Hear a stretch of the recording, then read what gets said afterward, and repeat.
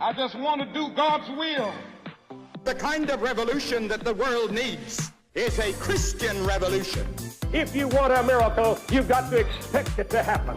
You are the recipients of God's grace and God's blessings, and you rejoice in that reality.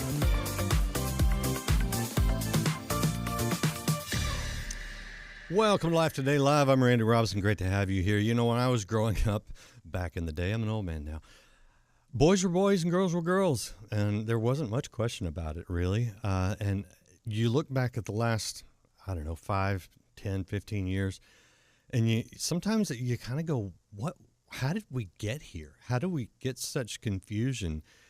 And it's not just, somebody over there in another state or whatever. It's all around us.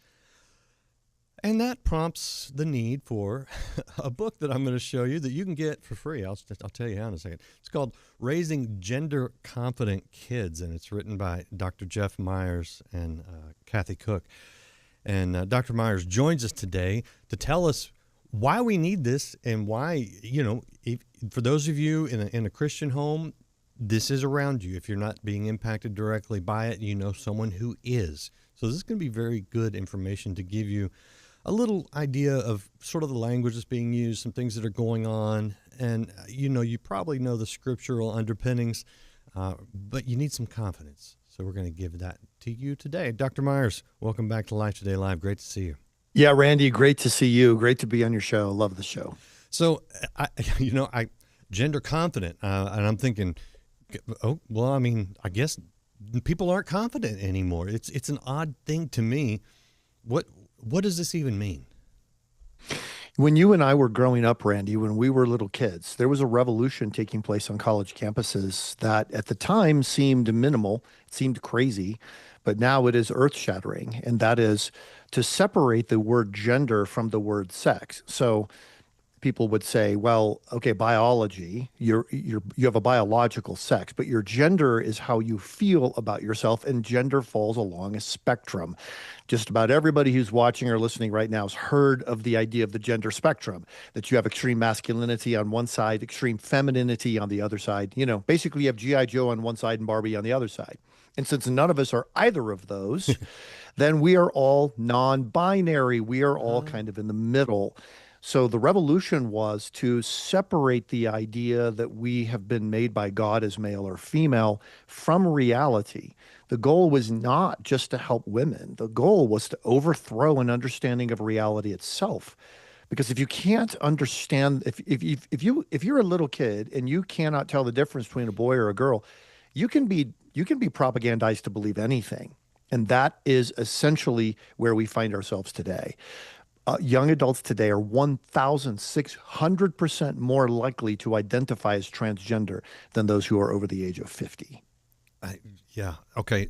Now, you mentioned college, campuses, the academia. That leads me to believe that maybe there is some root to this that is maybe not widely known. Do you know where what's behind this?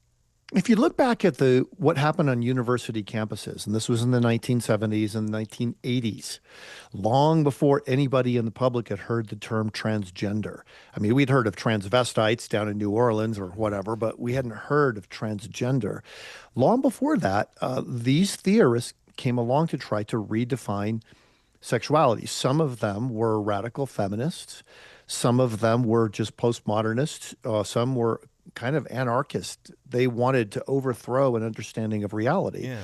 I mean, you think about it, because this was the battle in the 1970s and 1980s, right? You remember this. Well, people would say, well, we're moral relativists. We don't believe everybody gets to decide what is right for themselves. But there are some very stubborn facts. And male and female, that's a very stubborn reality. It's not just secondary sex characteristics, Randy. There are 6,500 cataloged biological differences between males and females. If you want everybody to believe that there's no such thing as reality, or everybody gets to decide for themselves what is true or what actually exists, you have to somehow overthrow the idea of male and female. And that was the debate that was taking place in the 1970s, 1980s. It came to flower in the 1990s. But now it's everywhere, and people seem to believe everybody just falls along a spectrum, and that's all there is to it. Is there an end game to this? Is there? Do you know what their goal is? I think, the end game of the original theorists was they wanted the sexual revolution to be complete. They wanted people to get to the place where there were no longer any sexual mores, no longer any sense of what males and females were designed for, which leads to roles. And they didn't want any gender roles at all. But that now there's kind of a new group of people who've come in and said, oh, well, if there's no such thing as reality, if essentially we can queer reality itself, then we can overthrow all understanding. But the end game of the new group coming along is we want God out of the picture. We want Christianity to die. And so this is the thing. Transgender is coming into the homes of every single person who's watching or listening right now. And I don't think people realize that the end result here is to try to separate people from God. And you can't escape it. I mean, I'm watching hockey, and there's commercials in there where there's, some guy acting like a girl, and you're just like, it just during hockey. During hockey, yeah. And I just, I literally will hit mute or just change the channel because I'm just like, man. How does this? When you look at Scripture, obviously these are completely opposite things. I don't know. How does this square with what the Bible tells us? Yeah, well, let's just start in Genesis. If you never read more of the Bible than Genesis chapter 1, you would get to verse 27, and it says that God made human beings in his image. No other religion makes any claim like that we are actually in the image of our Creator. The second thing we know about humans is that we are made male and female. So if you look at the other creatures from Genesis chapter 1, Scripture says God made them according to their kind. So let's say you have a cat. You might have different kinds of cats. You might have a tiger, a lion, a house cat. Those are the kinds of cats. What kinds of human beings are there? There aren't people of different colors. Those are not different kinds of human beings. People of different nationalities. Those are not different kinds of human beings. There are only two kinds of human beings, male and female. So about 400 years ago, people began to use the word gender, coming from the word genus or genus, to determine types when people were starting to look at different species and sort of categorize everything that was in nature. And that's the word where the word gender came from. Now the word gender has been hijacked. Unfortunately, we can't just let this one go. We have to reclaim this word. We have to help people understand that you have a gender, and that gender is male or female. There are not 68 different genders. There's not a sliding scale of gender where you might be at one end of the scale one day and on the other end of the scale the other day. Male and female exist in actual physical reality. And the goal of parents is to help kids become confident in the way God made them, rather than to let their children be deceived into believing that maybe they've been born in the wrong body. What a cruel thing to say to a kid. You've been born in the wrong body. I mean, you're not just saying there's something wrong with their body. You're saying their body itself as an actual physical thing is wrong. That's bullying. That's harassment. That's abuse.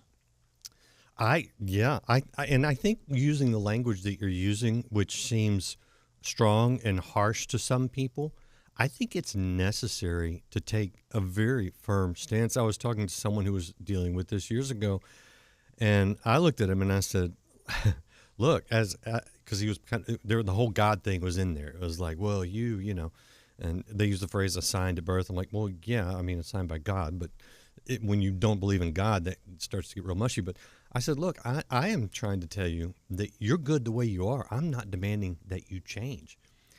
And to me, that's a positive message, as opposed to this message that's coming out through, commercials and social media and college campuses that says, yeah, you can change, you need to change, you have to give in. It's the opposite of affirmation in what's going on.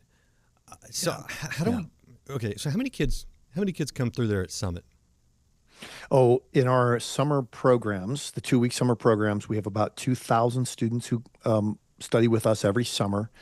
And then our curriculum courses, which we operate primarily through Christian schools, homeschool co-ops, and some other independent organizations, even public school release time programs around the world. We have about 60,000 students. So we're training in a very intensive way about 65,000 or so students every single year. Wow, that's great. Okay, so what is it that you tell them that gets through, you know?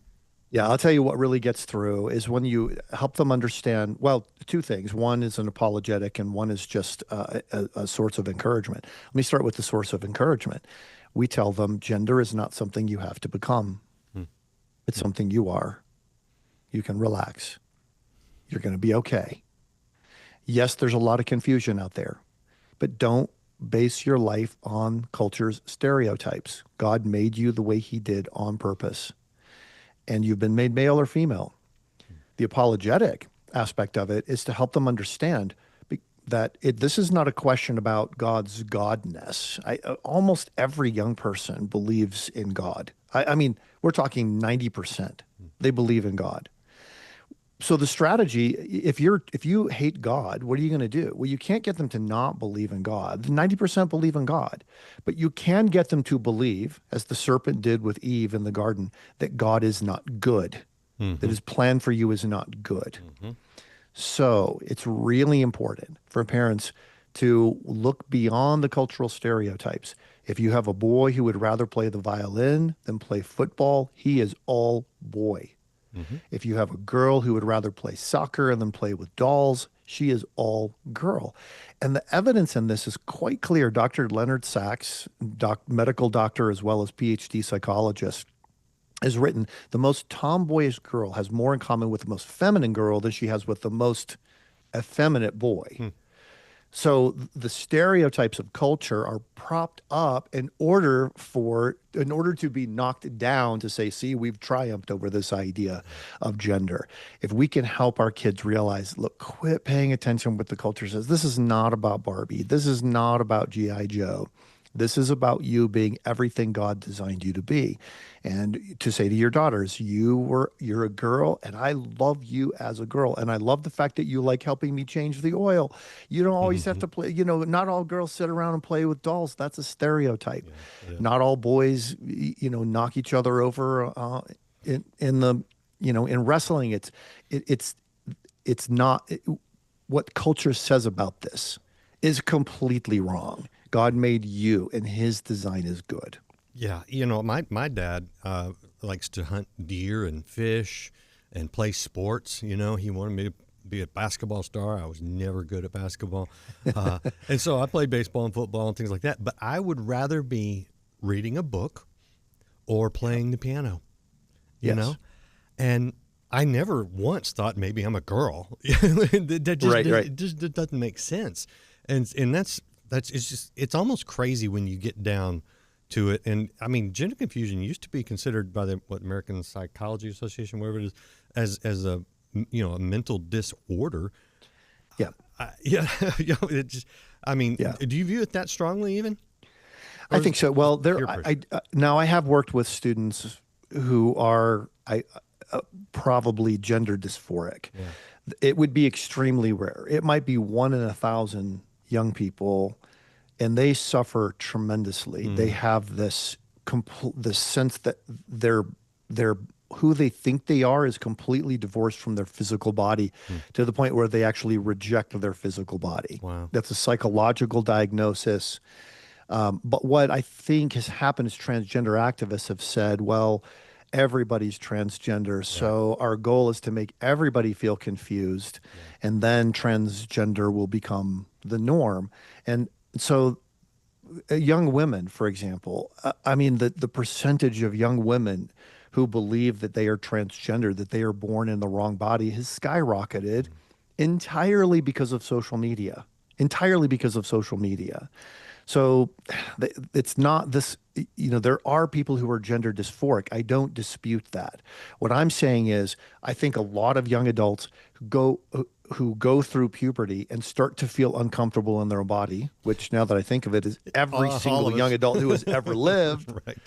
They're now being told, oh, we have an explanation for this. We have an explanation. The reason you don't feel comfortable in your body is because you're born in the wrong body. It's crazy. That is a cruelty to say that to a young person. And it's especially important for parents and for grandparents to walk closely alongside. Try to find the things that your child enjoys doing. Introduce them to things that allow them to take a risk. That's completely fine. You know, your dad's a hunter and you like to ski. I know that. We all do different kinds of things. You like to sit and read a book. I've seen your dad cry on camera. This is not a question of, oh, if you cry or show emotion, then you're showing your feminine side. That's not true. We need to change the way we talk about that in our culture. You know what else I love, Jeff? Art museums. Yeah, right. Yeah. Well, you think of some of the artists who are really doing the best right now. They're completely feminine or completely masculine. They're not wavering in this. It's not like there's an artistic mindset that somehow, oh, well, shoot, that kid could have turned out to be a good football player, but he wants to have a paintbrush in his hand or he wants to do ballet. It's all our stereotypes. Yeah, it is. And as soon as you realize that, just let this kid enjoy the things that she enjoys, or let him enjoy the things that he enjoys. Stop telling them all of this crazy stuff. And I'll just give you some examples. I have a daughter who's a helicopter pilot. That's a 99% male-dominated field. Surely, if she were growing up today, she would be told that she was born in the wrong body. I have two brothers who are musicians, professional musicians. They both have very high emotional intelligence. They would be told today, well, since you have a sensitive side, you must be born in the wrong body. I had an actual student who was an engineer, young woman. She told her classmates that she was going to be an engineer. They immediately said to her, well, you must be a boy you must be a boy in a girl's body. Crazy. And that threw her for a long time, probably a year. She wrestled with that. Maybe I am in the wrong body. And it messed her up in a way that I just felt was so cruel. And the fact that people would put television commercials on now reinforcing this, it just shows the inherent stupidity of our popular culture. Yeah, and the church has to be better than that. We don't need to condemn these kids. We don't need to shame them. We need to encourage them. We need to make them confident in who God made them. All right, so this is the book, Raising Gender Confident Kids. And Jeff, you're giving this away to people to help them. Yes, I'm giving the book away. So I had a donor say, I'm buying the first 40,000 copies. Just give them away. That's awesome. So go there and get a copy of the book to genderconfidentkids.com. genderconfidentkids.com. You'll see the book there. You'll see some other resources. My co-author, Dr. Kathy Cook, who's an educational psychologist, she and I took the 24 toughest questions that we have ever received, all the way from my child's friend insists on having these pronouns used. What should we do? We've been told that in order to be hospitable in church, we need to submit to using people's pronouns and to, acknowledge whatever gender they say they are. Is that true? All the way to, aren't you guys just being political and writing a book like this? So we answer every single one of those questions in the book and on the website. You'll see it there, genderconfidentkids.com. Now, I will say this. Now, some people are saying, I don't want a free book. I just want the book. Well, then help, because you can make a small contribution if you want and help get the book distributed to more people. Just pay it forward if you would like. But this is our gift to you. We want every parent to have the opportunity to have this book, especially those who are either kids are in their elementary school years, going into their middle school years. They are going to be hammered by this ideology, and we need to be proactive. Yeah, I mean, literally, like I said, you can't even watch TV without it, and it drives me nuts. Yeah. All right, this is the website. I want to show it to you, for you guys that are watching, gendercompetentkids.com. So you'll recognize, the book's right there. So go get it. What do parents and grandparents who are having to deal with this, don't know how to deal with this, don't like dealing with this, what do you tell them to give them the confidence and the courage to be able to address it with teenagers who won't listen to them on anything else, but you have to talk about this anyway? Yeah, you do. A lot of the parents I've talked to, and not because I've worked with so many young adults who identify as transgender, their parents feel terrible guilt. because they said, oh, come on, just quit playing around, whatever, and they didn't realize that this is a way of thinking that has infected this entire generation. What seems totally crazy to us seems completely normal to them. So if you feel guilt over this or a sense of shame, or I tried to debate with my child and they brought up all these facts that I couldn't refute, well, of course they did. If you Google the word transgender, you're at least 5 pages into the search results before you find anything that questions transgender in any way. Don't try to debate with your kids. And don't feel guilty about the way you've approached it in the past. What you can do now is what we call cue conversation, cueing a conversation, CUE. So C stands for curious. Can you help me understand why you see yourself the way you do? Is sort of the core question there. Almost every young adult that I've worked with who has identified as transgender, when I ask a question like that, and they have to feel safe to answer your question, but it goes back to usually a bullying incident. Oh, you run like a girl. And that just sticks in a little kid's mind, right? And then they see things in the culture, and then they Google transgender to find out what's going on, and all of a sudden they're captured into this transgender cult. Then U stands for understanding. And you don't have to say, oh, yeah, I felt like I was born in the wrong body, but you might never have. But you could say, I remember being in my teen years, and my body was developing and changing, and it scared me, and I didn't have any good role models. And I remember wondering, am I even at home in my own body? I understand. I understand what you're going through. And then E stands for envision. So be curious, understand, and then envision. And the envision part is, look, what I envision for you is that you recognize that God's design for you is good. And you're developing character. You're learning to be comfortable being uncomfortable. That is going to serve you in every area of your life later on. I talked to one young woman. She said, yeah, when I was in high school, she said I had braces, I had glasses, I had frizzy hair, and I just kept looking at the cute cheerleader girl in my class thinking, I wish I could be more like her.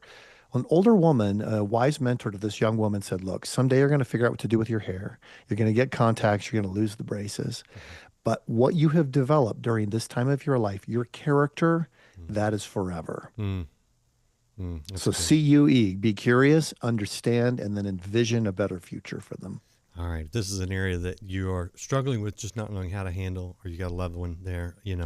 Obviously, Jeff knows what he's talking about. He's helped a lot of people. So again, that's the book, Raising Gender Confident Kids. And it's not about the book. The book is a resource to help you. It's about helping you in this battle, because it is a battle against a culture that is ultimately trying to overthrow God's authority and what God's created, and it is destructive to human beings. So I know you love that person in your life that that's going through some confusion. So stand up, fight for them.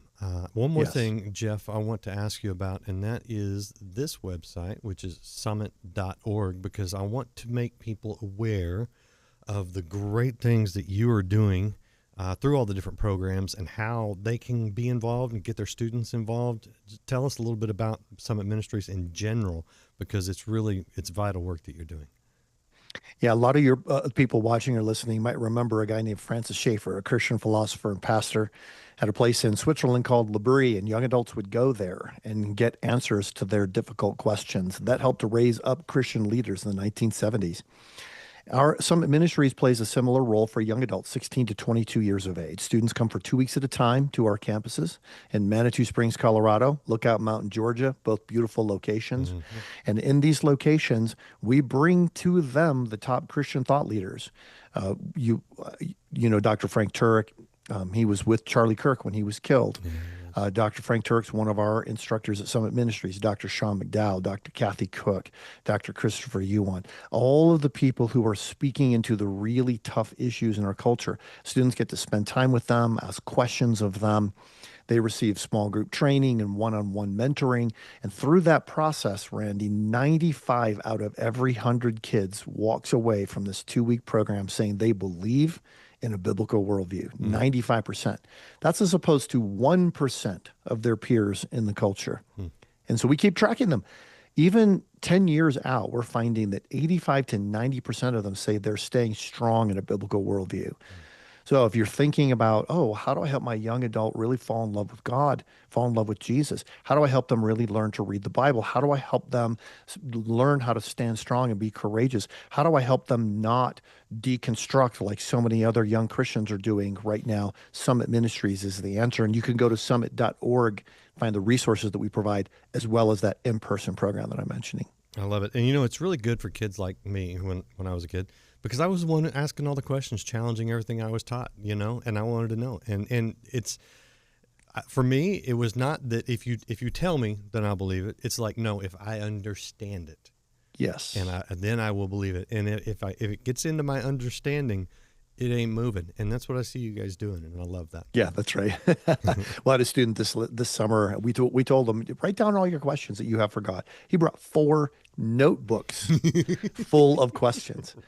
And it was awesome. One of our guys, real nerdy staff member, just loved talking with them and engaging with them. And toward the end of the program, he said, "Are you ready? Are you to the point where you are ready to trust Jesus Christ as your Savior?" And the young man said, "I am." Love it. I am. It's not that I've even found all the answers to all my questions, but I now know it's okay to ask questions. It's okay to grow for the rest of your life, growing closer to God.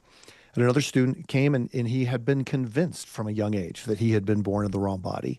He just hated his body, and he felt that something was wrong with it. It was during this program we realized God made him good, made him the way he did on purpose.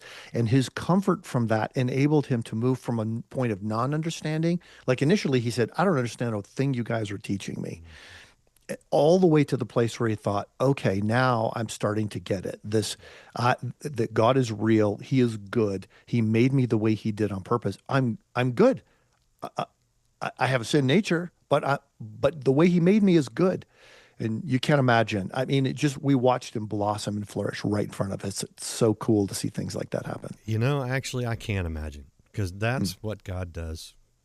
Yeah. And it's a beautiful thing. Man, so good to hear from you again, and I appreciate what you're doing so much. Man, thanks. Did we cover it all? We did, yeah. I just want everybody to don't give up. God is doing miracles in this rising generation, and we should be praying for miracles. If your child needs a miracle in their life, go to summit.org, because we want to connect. We do not give up on this rising generation ever. And what we're watching right now is so unbelievable. Young men, especially, coming to church. Our church had to add a 4th service. All three services were packed out with young adults, That's awesome. Especially in the wake of the killing of Charlie Kirk. Yeah. That mantle of safety that was so heavy on their shoulders has now been lifted. They're like, oh, this could cost me my life. That's cool. I'm going to church. And, I do also see a little bit like in the 70s where you come through that sexual revolution, the 60s, and the drugs and the political uprising. And at the end of it, so many people realized how empty it was. It did not satisfy.